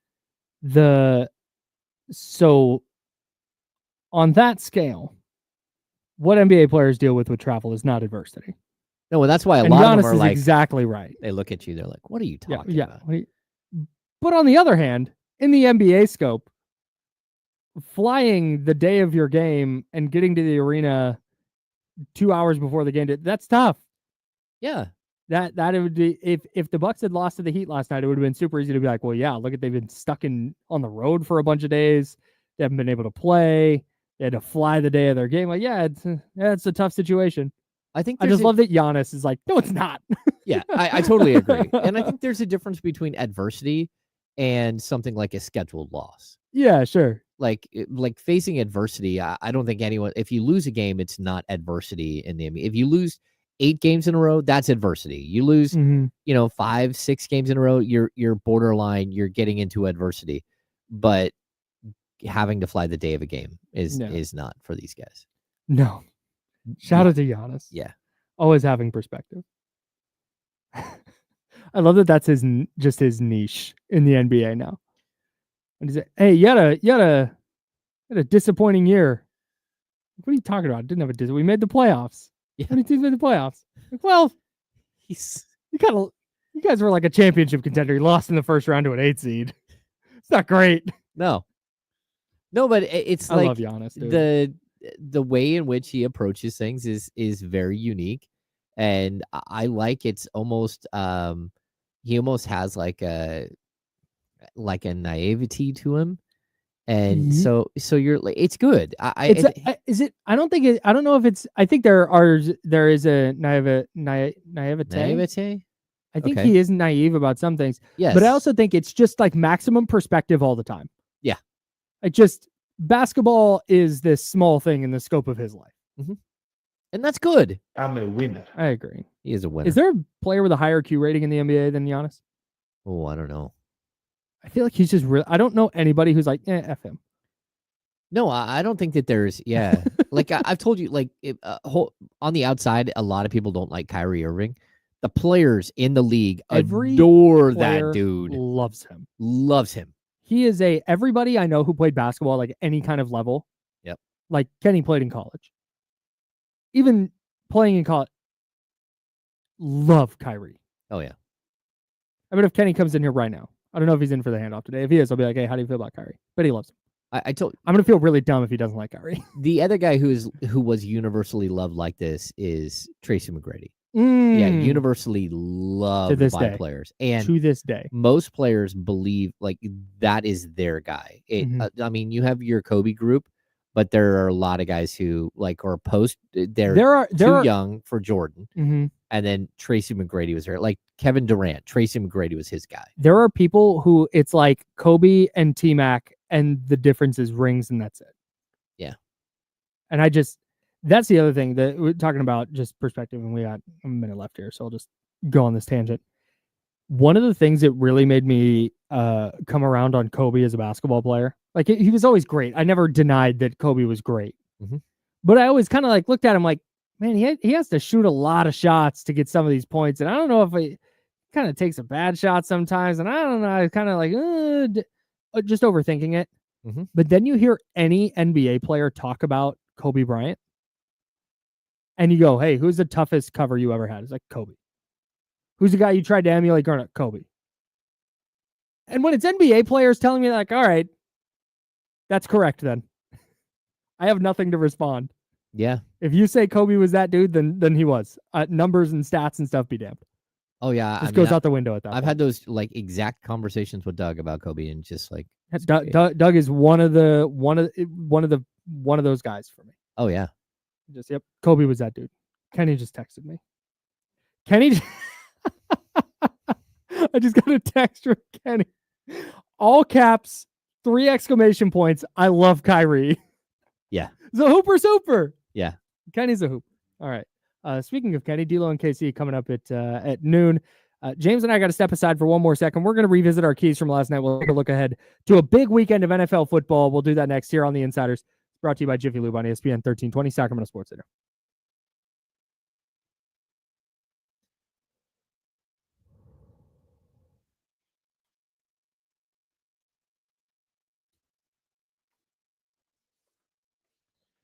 Hey, this is Kyle Madsen from The Insiders. I've got great news for you, Californians. Underdog Daily Fantasy is available right here in our state. It is the best place to cash in on all your takes during the NFL playoffs. I had a lineup last night in the Kings game. Didn't go great for me, but that's because of the Nuggets. All you have to do with Underdog's pick'em game is pick higher or lower on 2 or more players, and then you can win up to 1,000 times your entry. Like, it's super easy. At least you think it'd be super easy. I've not had great takes lately. I've been having a hard time stringing some wins together. Last night, the Kings took care of business for me. Malik Monk, higher than 6.5 assists, nailed it. He had 7. DeMar DeRozan, higher than 21.5 points, nailed it. He had 24. The Nuggets didn't help me out. Peyton Watson had him higher than 6.5 points, 6. Aaron Gordon, higher than 9.5 points. I didn't even know he took a shot. Turns out he scored 3 points. He was a non-factor in that game. So my lineup didn't win last night, but I'm back on the horse. This weekend, I'm going, I'm digging around the NFC and AFC championship games. I'll have a couple of lineups there. I like Saquon Barkley, higher than half a rushing touchdown. I like James Cook to score a rushing or receiving touchdown for the Bills. And then Brian Robinson Jr., 9.5 rush attempts. I'm going higher on that as well. And I'm rocking with Travis Kelce, 70.5 receiving yards. I'm going higher. It's Travis Kelce in the playoffs. Of course, you're going to do that. So follow me there. Download the Underdog app. Sign up with promo code Kyle M and deposit now to get up to $1,000 in bonus cash instantly. That's promo code Kyle M on the Underdog app. Must be 18 plus and present in a state where Underdog Fantasy operates. Terms apply. Concerned at play. Call 1-800-GAMBLER or visit www.ncpgambling.org. We're clear. I forgot I had to do that. I also forgot to log out. Oh my God, I'm a mess.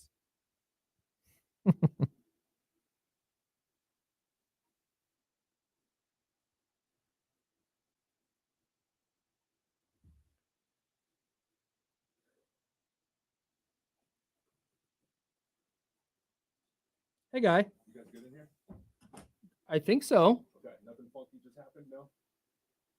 Sorry. So we did something, and the timing was so coincidental, and it would just look weird because you just did your Underdog thing.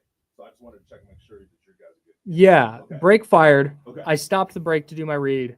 fired the break again. Okay, yeah, no, we tried to insert something into the log. Oh, as soon as we did it just went, and I saw you with your hand up, and I'm like, oh my no, god. I was trying to signal him like, hang on, I'm going to start talking. No, it was all timing. But okay, good. This is a Bart Bridge hat. Yeah, love Bart Bridge. I do remove the business card. I don't like hats that stick up. Like Kyle's hat right now is nice and flat to his head. So I really have to work on hats like this. I'll even like go in with a pair of scissors and cut the liner out of the front of the hat because I don't like all that. Yeah, I know where the card is usually. Yep. But I don't like this like poofy right here.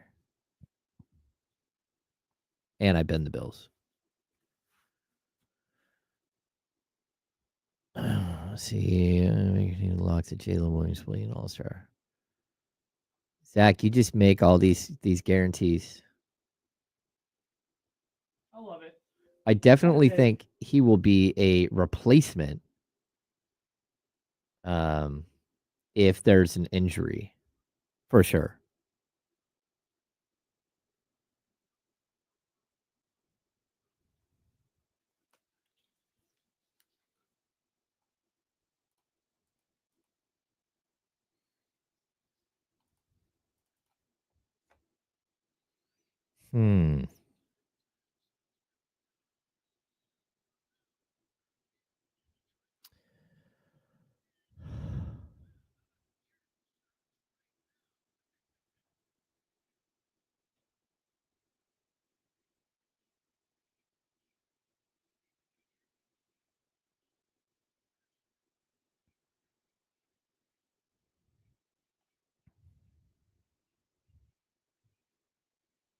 Or awfully quiet today. Yeah, PE time. The Kings can offer more to Fox than anybody. They can offer him 1 extra year and his extension. So a standard extension is 4 years. Signing with your own team, it's including the year you're playing plus an additional 4. You can go up to a total of 6 years if you're signing with your own team. So the year you're playing in 5 more. So like he has 1 year left on his deal. He could sign a 5-year extension off of that deal. And then if you sign with your own team, you can sign, you get 8% raises every year. If you sign with a new team, it's only 5% raises. And I know a lot of people are like, well, that doesn't sound like that much, but start doing the math on $50 million contracts and $60 million contracts, and you can see pretty quickly how a 5% raise versus an 8% raise is different.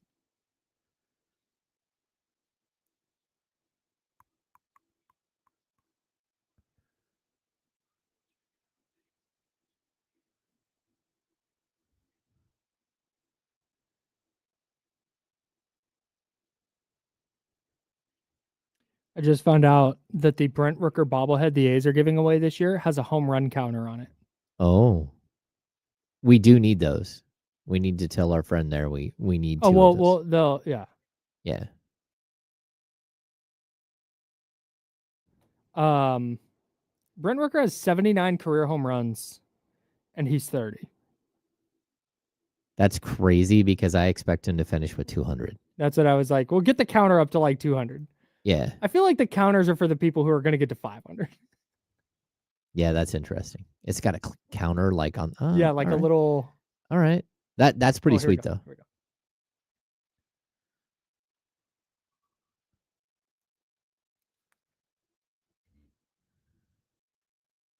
Now, back to the Insiders with James Ham and Kyle Madsen, brought to you by Jiffy Lube on ESPN 1320. All right, we're tying a lot of loose ends together. So Kenny Caraway is in for the handoff today. So we'll talk about the whole Kyrie conversation with him, which ties into something I want to talk about with both of you guys. About somebody asked Brent Rooker, A's designated hitter, slugger, who will friend of the program.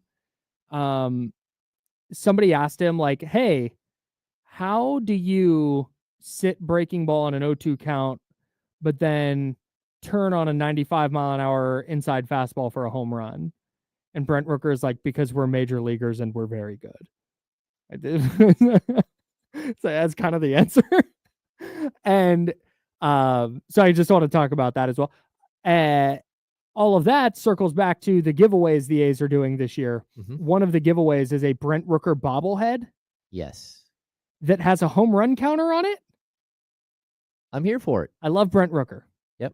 He is a really great player, phenomenal dude. I'm sure he'll be on. He's been on the show before. I'm sure he'll be on the show again. Can we wait till he gets to 100? Yeah, to throw a home run counter up. That's a he has tough one. 79 career home runs. I mean, I guess it depends. What does the home run counter go to? And is probably 999. Is it just for like this season though, where you're supposed to track? No, because it's triple digits. It's triple digits. Okay, and we don't think you'll hit 101 home runs. I don't think so. I don't think you'll hit 100 home runs. It's a smaller park, Kyle. Sure. Less foul ground. More at bats. Yeah, I don't know, man. Can we get him past 200? Can we get him approaching 200 before we do the counter? But I don't know. Right. Salute to the A's. Salute to Brent Rooker. Let's revisit our keys from last night's Kings game against the Nuggets. The Kings, of course, lost 132-123 in Denver. They came back from 25 down in the fourth quarter, cut it to 5. I like before it. The Nuggets eventually put the game away. Your first key was let the bigs battle, and boy, did they. Yeah, that was incredible. Like that's what we're all there for, to watch. Mhm. Like you're looking at two of the most gifted big men in the NBA, and whether it's number 1 and probably number 2 or number 3 in the league. Mhm. It just depends on where you're at with Joel Embiid and his injuries, and where you might be with Anthony Davis. There's going to be a time where, of course, Victor Wembanyama is in that conversation as well. But for right now, this is the two best, like, productive big men in the NBA that play major minutes. And I thought it was an absolute joy to watch. Like, spectacular. Yeah, they were. It was just their games are definitely a little different, but it was. I mean, what did Domas finish with? 18 and 8. Yeah, something like that. Maybe I'm off. Maybe he number. didn't have 17. He had 23. Oh, my bad. 23, 19, and 8. Yeah, 23, 19, and 8. Yeah. Which is phenomenal. And then the other guy goes 35, 22, and 17. That's just wild. 35 points on 19 shots. 35, 22, and 17. So what is that? Who says the big man is dead? Kyle, just with his rebounds and points, that's a 57 points and rebounds. A 57. He had 74 points, rebounds, and assists. And to just give you an idea, because that's on like Underdog. Points, rebounds, and assists is one of the stats you can. Yeah.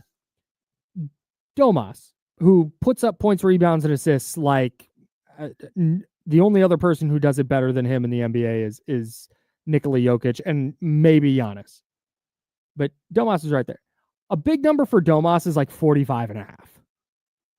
45 and a half points, rebounds, assists is like, oh man, that's a lot. I think Giannis had the biggest number I've ever seen going up against the Kings. It was 50 and a half was his points, rebounds, and assists. Jokic had 74 last night. That is so wild.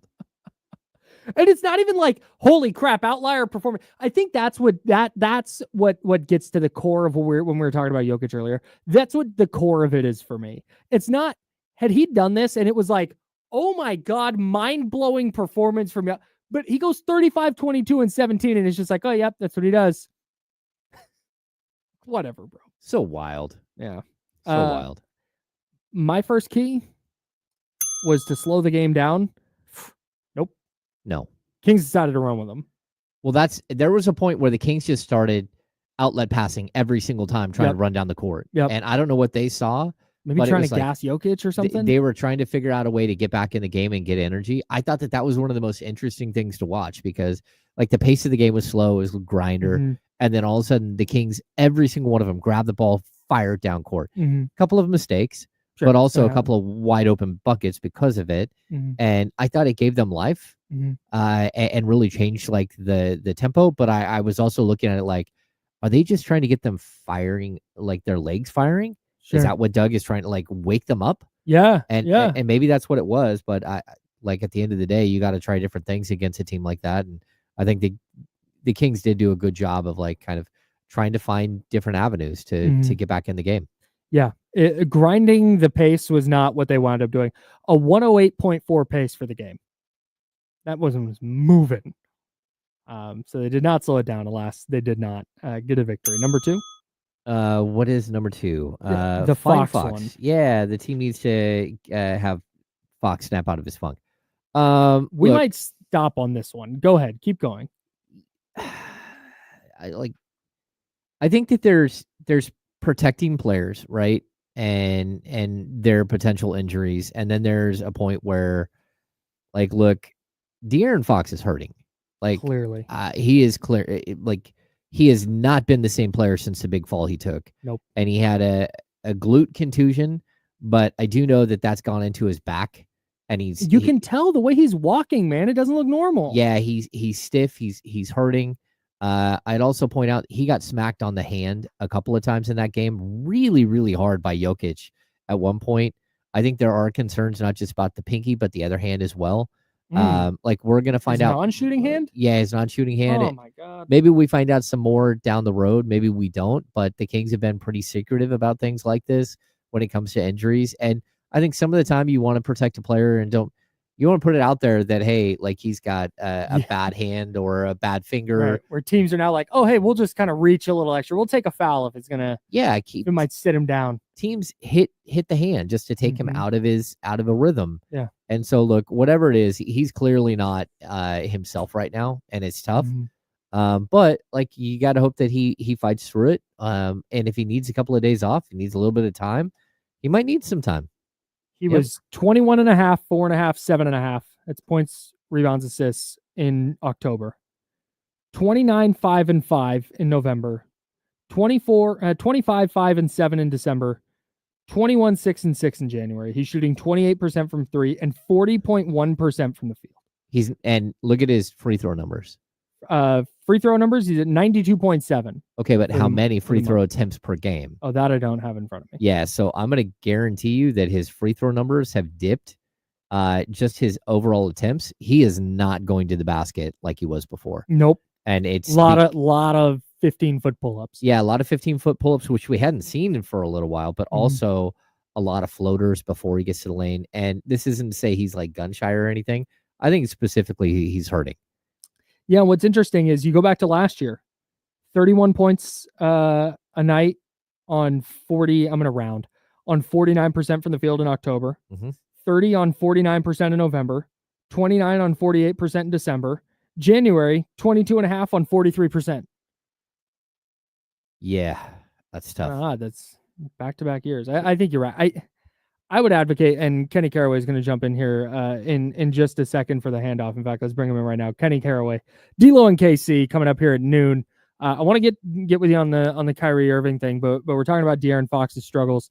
They continued last night against the Nuggets, just 7 of 24 from the field, 3 of 10 from beyond the arc. He scored 17 points. 5 rebounds, 6 assists, not totally ineffective, but we were moving towards him averaging 27, 28 a game last year, maybe pushing up to 30, and it seems like he's really been struggling lately. I would advocate for giving De'Aaron Fox a game or two off.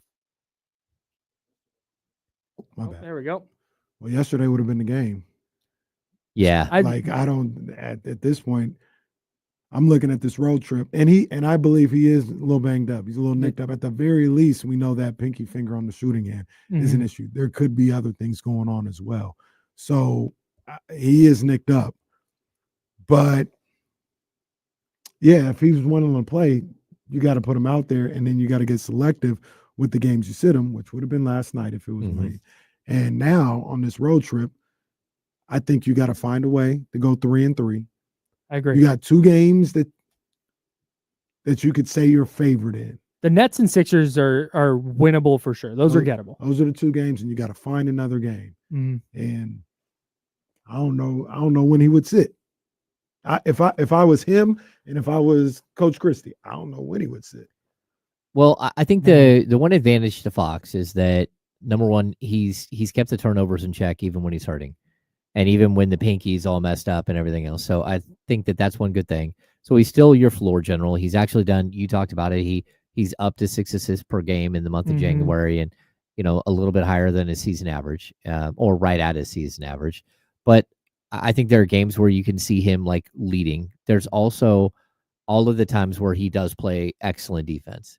And so you need him on that side of the ball as well. And you need his personality, is sort of moxie that he brings to the game. Yeah. Whether he can, like, I fully expect him to like lock in and at one point just become the player he has been throughout his career. But I think it's really interesting every January, almost, we go through this with him. Yeah, I was going to say, he has these moments every year, whether he's nicked up or not. The production just dips a little bit, almost like he kind of runs out of gas a little bit. Yeah. And has to recharge up, and he bounces back. It's like a 2, maybe 3 week period that this happens every year with him, and then he turns it back up. I'd even say more than like he runs out of gas. I feel like there are times where the injuries accumulate, and you're fighting through one injury, you're fighting through a second injury. I mean, we all have seen the pinky issue that he has, and like the picture of his pinky completely bent sideways, or bent forward. But like that's one injury. And when you just keep accumulating other injuries, it is really difficult to just go out there and battle every single game, knowing that like you could end up with another, you got stuff in the back, stuff in the glute, you've got, if that, not great. Well, flag on James. But overall, I think that we're watching a player who is beat up, and like you hope that his body fights through it, and then he gets a little break during the All-Star weekend. And I'm sure he's not going to want to go to All-Star weekend. I guarantee it. No. But if he's in, but he's not going to want to. And for me, he needs that break as much as any player right now. Where do you My bad. I'm fully no. You're good. No. You're fine. I advocated at the top of the show. Like last night, 25 points going into the fourth. It's the second night of a back-to-back. Your dudes all played 38 plus minutes the night before. They're playing a ton of minutes this year. I'm giving Devin Carter some burn. I'm giving Kevin Huerter some burn to try and figure out whatever it is he's doing. I'm keeping Doug McDermott out there. Alex Len, go get some minutes. And I'm taking my 20-point L and calling it good. Where do you land on that? I don't know that it was worth it to have your starters run out there to go lose by 9 instead of 25. I mean, I probably had the same thinking of, it's just not the night, on top of the fact that the Kings were a step slow. Denver was really good. Jokic was hitting his shots. Murray looked good. Christian Brown was looking good. So they were playing really well. On top of that, I probably, usually in those situations, because even in Milwaukee, I was like, if I'm Doug Christie, I'm going to give you guys 3 minutes to see what you can do. Yeah. You know what I mean? And if you show me something in 3 minutes, then I'll keep you out there. If not, I'm going to fold the tent, wave the white flag. Last night, I don't even know if I would have done the 3 minutes like you had talked about. But at the same time, and I heard you guys talking about it, on the way in. I understand these guys are human, and these NBA players and coaches, they say things for a reason. But they played 8 more minutes last night. It shouldn't affect them on Saturday. Yeah, like it just fair. Shouldn't, and it shouldn't affect them the rest of the road trip as well. So, and to that point, if they would have not played 8 more minutes, I don't expect them to be even more charged up on Saturday. Like you're either going to be ready to play or you're not. A lot of the NBA season, a lot of the times it's just your mentals. You know what I mean? If you can mentally get through the fatigue that everybody goes through and continue to stay focused and do what you're supposed to do, those are the teams that are successful. So, I don't think it affected them one way or the other. Yeah, I think for me, the value of going out there and fighting and making a standard of this, and then, if you're down, say 14 to the Knicks going to the fourth quarter, like, hey man, we were down 20-something the other night, and we made that up. Like, we've got that fight in us. We can figure that one out. So by hook or by crook, well, however you got to get there, whether it's Doug McDermott coming in and hitting 5 threes, or it's, Malik Monk had some strong moments in the fourth quarter after having a really sort of off night before that. Like you're showing your group that, hey, look, this is who we are. We're not just going to phone it in. That's not who we are. Right. I'm okay with that. Right. Yep. It's all good. I want to talk to you about Kyrie before we get out of here. My guy. You sent a text, an all caps text. I was like, I'm pretty sure, Kenny, if you hooped at any level, like if you high school, college, you played in college, NBA players are all just adore Kyrie. I was like, I bet Kenny is a huge Kyrie guy. You text me in all caps, I love Kyrie. And then you said he is the best basketball player you've ever seen. He's definitely, I said one of, but he might be the best basketball player I've ever seen. I've never seen anybody that can do what he can do with the basketball. It is absurd, unreal. Bro. It is absolutely unreal. Skill wise, talent wise. I'm trying to be fair to the others because obviously we've seen Jordan, we've seen LeBron, and these guys, just because they can't handle like Kyrie or something doesn't mean they're not great. But just skill wise, yeah, he might be the best player I've ever seen. I was watching yesterday, we were talking about how Matthew Dellavedova almost died in 2015, game 3, trying to guard Steph Curry. Like Curry stopped him. Yeah. Curry sent somebody to the hospital. That's how nasty Curry is. Yeah. Sent somebody to the hospital. So on the in-screen iPad, I pulled just the little YouTube highlights of that game. Yeah. Just to see what it looked like. And then they had game 3 the following year highlights queued up. And I'm just kind of, as we're doing the show, looking, going back and forth. And Kyrie in that game alone, oh my God, the things he was doing out there, it's just ridiculous. It really is ridiculous. My respect for Kyrie just as a player, like, because I watch him, and Kyrie's good. Like, he's the number 1 pick. It's not like Kyrie stinks. But game 6 and 7 of that 2016 finals, like, we know the LeBron block and Kyrie hit the biggest shot in that series, but Klay Thompson was playing unbelievable defense on him, and it just didn't matter. Mid-range, in the paint. Now go to game 5. Putting 2 on him in the paint just didn't matter. He was getting a shot up, which by itself was insane, and then it was going in. And he was at least at the time was the best shot maker in the league for me. Pound for pound, maybe the most talented basketball player I've ever seen, and hit the biggest shot in NBA history. Yeah. See, I used to think this way, I still do, about Jason Williams, White Chocolate. Yeah. Like the things he would do on the court. Like sometimes I think it gets lost on people that he's in the NBA doing this. Like, it's one thing if you're at 24-hour fitness doing this. He's in the NBA going behind the back, elbow passes, like faking these guys. Like, it's crazy. In the NBA. Yeah. That's the way I feel about Kyrie. Like, the things he does, bro, he's in the NBA doing this. It's ridiculous. I watched Jason Williams in the Fan Fest before his rookie season and was like, oh my goodness. Like, they found something so weird and wonderful and crazy. Yeah. Like, you saw it, like, the second he walked on it, you're like, holy cow, what is that? Yeah. And like a one of one. And I think Kyrie, in a lot of, he is a one of one, both on and off the court. But also, injuries and everything else have kind of held him back a little bit. I'm not perfect. I wanted Larry Hughes. Boy. Warriors legend Larry Hughes. Larry Hughes could go too, but he wasn't. Jason Tatum's godfather, Larry Hughes. Oh, nice. So much of like sports analysis and sports fandom and so many takes just come down to not understanding how much better pros are than the average person. Yeah. It's pick a random NBA player. Steve Kerr, who's got a messed up back, could go to 24-hour fitness right now and be the best player there. Oh, he dropped 50 on everybody. He wouldn't drop 50 on me. I would work Steve Kerr.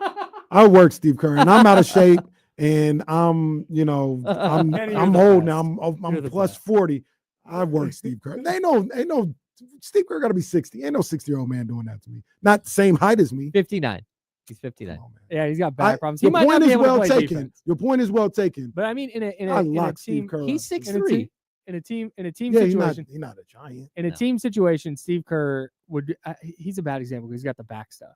But like old NBA players, you can find a 45-year-old NBA player who's just going to go in right now and just go get every rebound, make every pass, make any shot he wants. I know we're so much better than we're running up against it. When we I are. was We got to go right now. okay, Henry Turner went crazy So in a that's pickup game. Yeah, that Went was literally what crazy. that was Outlier. the person that I had in my head, Mhm. but I didn't want to bring him up because Well, you know, I'm talking about we're the all about the I'm purple talking and black about pregame. I'm talking show about here. the basketball player, not the announcer. D'Lo and KC coming up next. Friday shows are always great. Should be a ton of fun. Stay tapped into ESPN 1320, Sacramento Sports Leader. James and I are back Monday at 10 a.m. Until then, drink water and be nice to people. Have a safe weekend, everybody. Bye.